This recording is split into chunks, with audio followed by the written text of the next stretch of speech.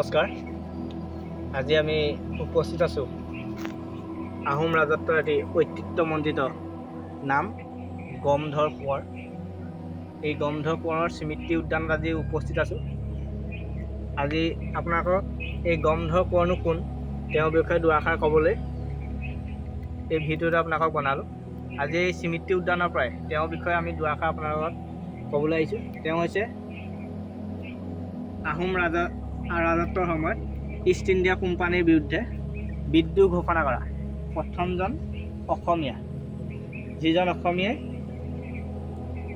ইংৰাজৰ বিৰুদ্ধে বিদ্ৰোহ ঘোষণা কৰি সকলো জাতি জনগোষ্ঠীক লৈ এখন স্বাধীন ৰজা হিচাপে নিজকে ঘোষণা কৰিছিল। কিন্তু স্বাধীন ৰজা হিচাপে ঘোষণা কৰিছিল যদিও পিছত কিন্তু ব্ৰিটিছে তেওঁক ৰাষ্ট্ৰদ্ৰোহৰ অপৰাধত তেওঁক কাৰাবন্দী কৰে আৰু 14 বছৰ কাৰাবন্দী কৰাৰ পিছত ৰংপুৰ নামে ঠাইত তেওঁক ৰংপুৰলৈ পঠিয়ায়। কিন্তু ৰংপুৰখন বৰ্তমান বাংলাদেশত বুলি আমি জানো।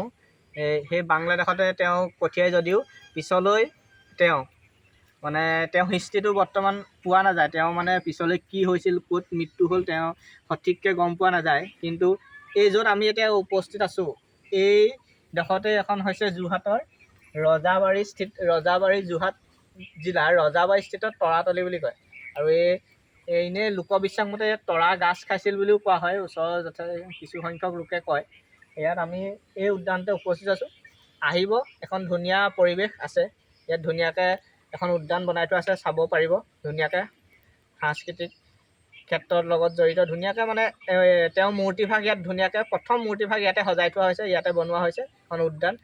আৰু সেয়াই আৰু আপুনি আহিব কেতিয়াবা চাবলৈ।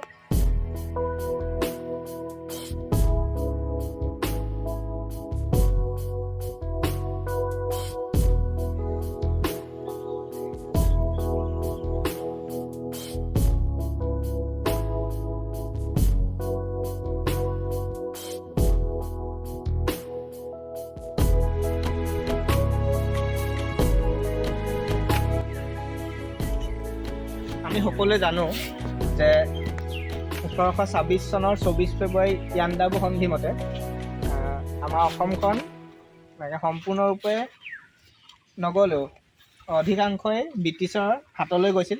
আৰু এই ইয়াণ্ডাবু সন্ধিৰ পিছতেই, ঠিক এবছৰৰ পিছতেই 1827 চনত এইগৰাকী আহোম কোঁৱৰে এই ইংৰাজৰ বিৰুদ্ধে প্ৰথম বিদ্ৰোহ আৰম্ভ কৰি তেওঁ 1827 চনত এই বিদ্ৰোহ আৰম্ভ কৰিছিল।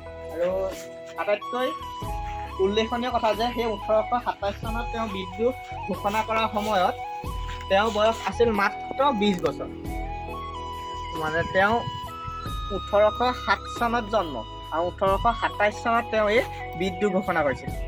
সঁচাই এজন ৰাষ্ট্ৰৰ দেশভক্তিয়ে পৰিপূৰ্ণ এজন ব্যক্তি হয়। তেওঁ আমাৰ পিছৰ বুৰঞ্জী আমি নাজানো যদিও তেওঁ সেই 27 বছৰ বয়সতে, আমি যি 27 বছৰ বয়সৰ কথা জানো, তেওঁ 14 বছৰ কাৰাবাসৰ আগৰ যি 27 বছৰ কথা জানো, সেই 27 বছৰতে তেওঁ দেশৰ কাৰণে যি বলিদান দি থৈ গৈছে, ই সঁচাই অপূৰণীয়। ইমান সুন্দৰকৈ এই উদ্যানখন আমাৰ প্ৰয়াত অসমৰ মুখ্যমন্ত্ৰী তৰুণ গগৈদেৱে ইয়াত নিজে আহি পিনি উদ্বোধন কৰি পিনি এখন সুন্দৰ পৰিৱেশ সৃষ্টি কৰিছে। ইয়াত ধুনীয়া পৰিৱেশ, এজন আহোম বীৰৰ এনে এক পৰিৱেশ, এখন উদ্যান ইমান সুন্দৰকৈ প্ৰতিষ্ঠা কৰাটো সঁচাই আনন্দ। ইয়াত চাৰিওকাষৰ পৰিৱেশটো আপোনালোকে আছে ধুনীয়াকৈ, গতিকে আহিব পাৰিব, ধুনীয়াকৈ ফুৰিব পাৰিব।